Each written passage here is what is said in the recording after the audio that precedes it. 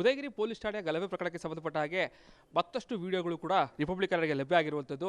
ಭಾಳ ಪ್ರಮುಖವಾಗಿ ಕೆಪಿಸಿಸಿ ವಕ್ತಾರರಾದ ಲಕ್ಷ್ಮಣ್ ಅವರು ಕೂಡ 1,000 ಜನ ಮೇಲೆ FIR ಆಗಿತ್ತು, ಅಲ್ಲಿ 1,000 ಜನ ಇರಲೇ ಇರಲಿಲ್ಲ ಅಂತೇಳಿ ಒಂದಷ್ಟು ಸ್ಟೇಟ್ಮೆಂಟ್ ಎಲ್ಲ ಕೊಟ್ಟಿದ್ರು.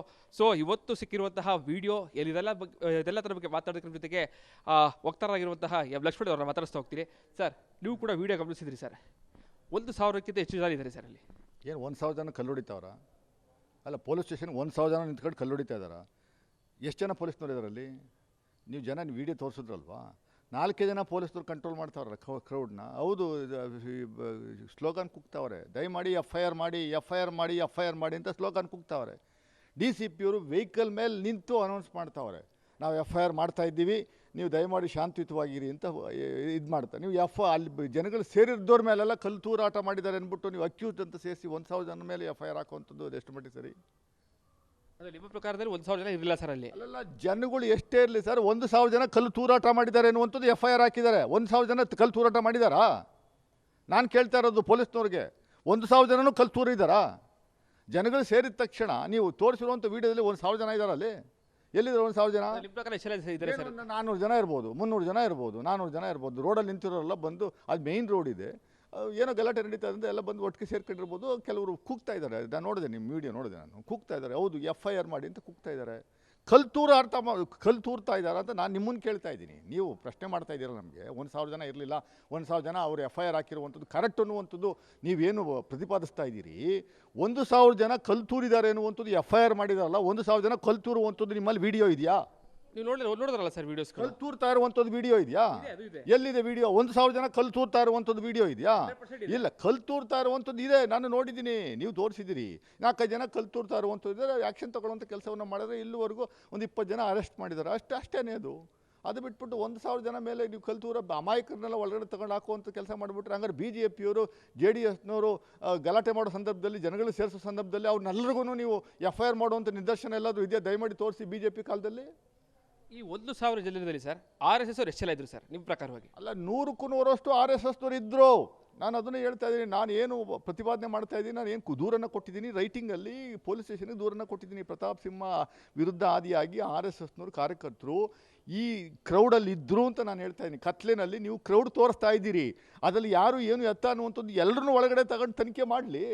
RSSನವ್ರು ಯಾರಿದ್ದರು, ಆಮೇಲೆ BJPಯವ್ರು ಏನಿದ್ರು, ಅವರ ಕುಮ್ಮಕ್ಕೇನು, ಅವ್ರ ಹಿನ್ನೆಲೆ ಏನು, ಪೋಸ್ಟರ್ ಹಾಕಿರುವಂಥ RSSನ ಅಲ್ವಾ? ಪೋಸ್ಟರ್ ಹಾಕಿರೋನು RSSನ ಅಲ್ವಾ? ಫೋಟೋ ಬಿಡುಗಡೆ ಮಾಡಿದ್ದೀನಲ್ಲ ನಾನು. ಫೋಟೋ ಬಿಡುಗಡೆ ಮಾಡಿದ್ರಿ ಸರ್, ಈಗ ಅವ್ರನ್ನ ಅರೆಸ್ಟ್ ಮಾಡಿದ್ದಾರೆ ಸರ್, ಅರೆಸ್ಟ್ ಮಾಡಿ ಜೈಲಿಗೂ ಕಳಿಸ್ತಾ ಇದ್ದಾರೆ ಸರ್. ಇಷ್ಟಾದರೂ ಕೂಡ ಗಲಾಟೆ ಮಾಡೋದಕ್ಕೆ ಏನು ಕಾರಣ ಅಂತ ಸರ್? ಗಲಾಟೆ ಅರೆಸ್ಟ್ ಮಾಡಿ ಆದಮೇಲೆಲ್ಲ ಗಲಾಟೆ ಮಾಡಿರೋದು. 10 ಗಂಟೆಗೆ, ಬೆಳಿಗ್ಗೆ 10 ಗಂಟೆಗೆ ತಗೊಂಡು ದೂರು ಕೊಟ್ಟ ಮೇಲೆ ಪೊಲೀಸ್ನವ್ರ ಕೆಲಸ ಏನು?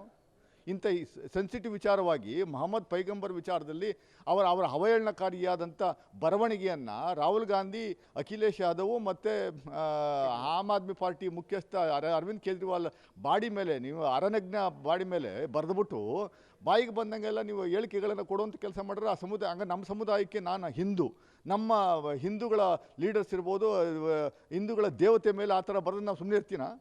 ನಾನು ಸುಮ್ಮನೆ ಇರ್ತೀನ ಸರ್? ನಿಮ್ಗೊಂದು ಘಟನೆ ಅಲ್ಲ ಸರ್, ನಿಮ್ಗೊಂದು ಘಟನೆ ನೀವು ಒಂದು ಸೈಡ್ ವಾದ ಮಂಡನೆ ಅಲ್ಲ ಸರ್, ಅಲ್ಲ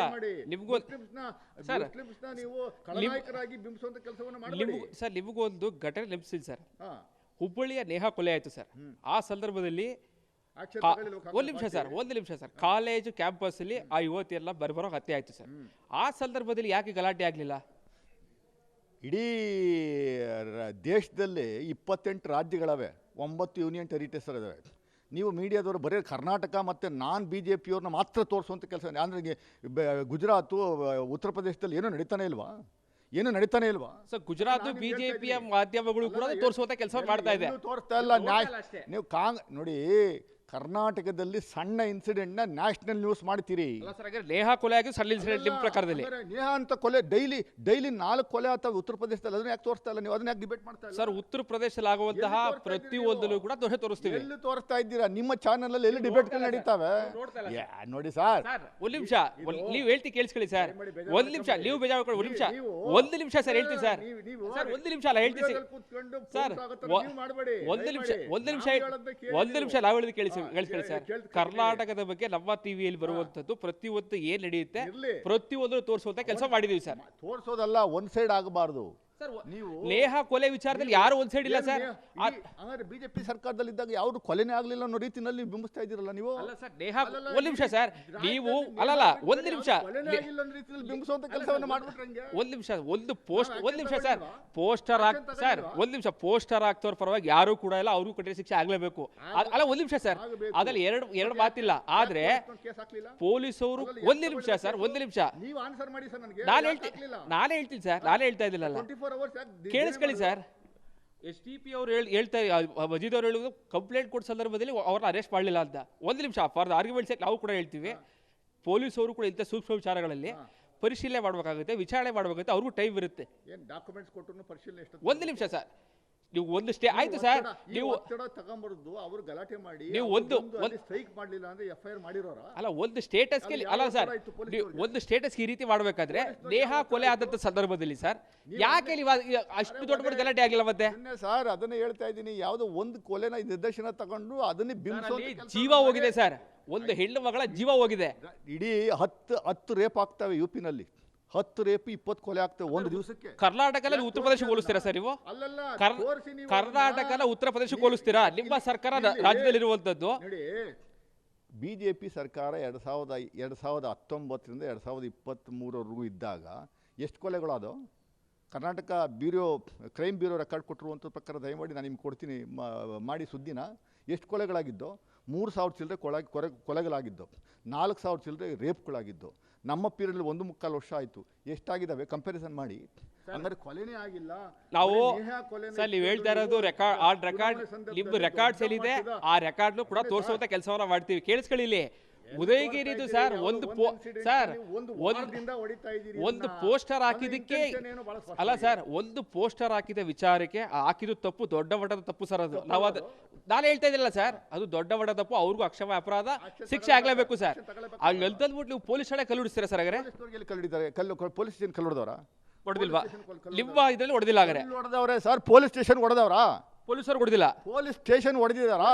ನೀವ್ ಹೇಳ್ತಾ ಇದ್ರಲ್ಲ ಪೊಲೀಸ್ ಸ್ಟೇಷನ್ಗೂ ಕಲ್ಲು ಹೊಡೆದಿದ್ದಾರೆ, ಪೊಲೀಸರಿಗೂ ಕಲ್ಲು ಹೊಡೆದಿದ್ದಾರೆ. ಕಲ್ಲು ಹೊಡೆದವ್ರೆ, ನಾನು ಇಲ್ಲ ಅಂತ ಹೇಳ್ತಾ ಇಲ್ವಲ್ಲ. ಆಕ್ಷನ್ ತಗೊಳ್ಳೋಂಥ ಕೆಲಸವನ್ನ ಮಾಡಿದೀವ ಇಲ್ವಾ? ನಾವು ಅರೆಸ್ಟ್ ಮಾಡುವಂತ ಕೆಲಸವನ್ನ ಮಾಡಿದೀವ ಇಲ್ವಾ? ಮತ್ತೆ ಯಾಕೆ ಏನ್ ಒಪ್ಕೊಬೇಕು? ಏನು ಅಂತ ಒಪ್ಕೊಬೇಕು? ನೀವ್ ಹೇಳಿದ್ನ ನಂಗೆ ನನ್ನ ಬಾಯಲ್ಲಿ ಬೇಯಿಸ್ಬೇಕು ಅಂತ ಕೆಲಸ ಮಾಡ್ತಾ ಇದೀರಾ? ನೀವು ಕೊಡ್ತಾ ಇರುವಂತ ಹೇಳಿಕೆ ವೈಯಕ್ತಿಕ ಹೇಳಿಕೆ ಅಲ್ಲ ಸರ್, ಕಾಂಗ್ರೆಸ್ ಪಕ್ಷದ ವಕ್ತಾರರಾಗಿ ಹೇಳ್ತಾ ಇರುವಂತ ಹೇಳಿಕೆ. ವಕ್ತಾರರಾಗಿ ಮಾತಾಡ್ತಾ ಇರೋದು, ಲಕ್ಷ್ಮಣಾಗಿ ಮಾತಾಡ್ತಾ ಇಲ್ಲ. ನಾನು ಹೇಳ್ತಾ ಇರೋದು, ನಿಮ್ಮ ಚಾನಲ್ಗಳಲ್ಲಿ ಡಿಬೇಟ್ಗಳು ನಡೀತಾ ಇರುವಂಥದ್ದು ಒನ್ ಸೈಡ್ ಆಗ್ತಾ ಇದೆ. ದಯಮಾಡಿ ಪಕ್ಷಾತೀತವಾಗಿ ನಿರ್ದಾಕ್ಷಿಣ್ಯವಾಗಿ ಕ್ರಮ ವಹಿಸುವಂಥದ್ದಕ್ಕೆ ನಾವು ಡೆಫಿನೆಟಾಗಿ ಕ್ರಮ ತೊಗೊಂಡಿದ್ದೀವಿ. CM ಮೀಟಿಂಗ್ ಕರೆದಿದ್ರು, CM ಡೈರೆಕ್ಷನ್ಸ್ ಕೊಟ್ಟಿದ್ರು. ಯಾರೇ ಆಗಿರಲಿ, ಯಾವ ಸಮುದಾಯದವರೇ ಆಗಿರಲಿ, ಶಾಂತಿಯನ್ನು ಕದಡುವಂಥ ಕೆಲಸವನ್ನು ಮಾಡಿದ್ರೆ ನಿರ್ದಾಕ್ಷಿಣ್ಯವಾಗಿ ಕ್ರಮ ವಹಿಸಬೇಕು ಅಂತ ಎಲ್ಲರೂ ನಾನು ಅದನ್ನು ಹೇಳಿದ್ದೀನಲ್ಲ, ತಗೊಂಬಾರ್ದು ಅಂತ ಹೇಳಿದ್ದೀನ ನಾನು. ಇಲ್ಲ, ಅಭ್ಯಂತರ ಇರುವಂಥದ್ದು ಈಗಲೂ ನಾನು ಹೇಳ್ತೀನಿ ನಿಮ್ಮ ಚಾನಲಲ್ಲಿ, ದಯಮಾಡಿ 1,000 ಜನ ಕಲ್ಲು ಹೊಡೆದಿಲ್ಲ, ಜನಗಳು ಸೇರಿರ್ಬೋದು, 300-400 ಜನ ಗುಂಪು ಸೇರಿ FIR ಮಾಡಿ ಅಂತ ಕೂಗ್ತಾ ಇದ್ದಾರೆ. ನೀವು ನನಗೆ ತೋರಿಸಿರುವಂಥ ವಿಡಿಯೋ ನಾನು ಕಣ್ಣಾರೆ ನೋಡಿದೆ. ನಾನು ಕೂಗ್ತಾ ಇದ್ದಾರೆ, ಕಲ್ಲು ಹೊಡಿತಾ ಇದ್ದಾರಾ?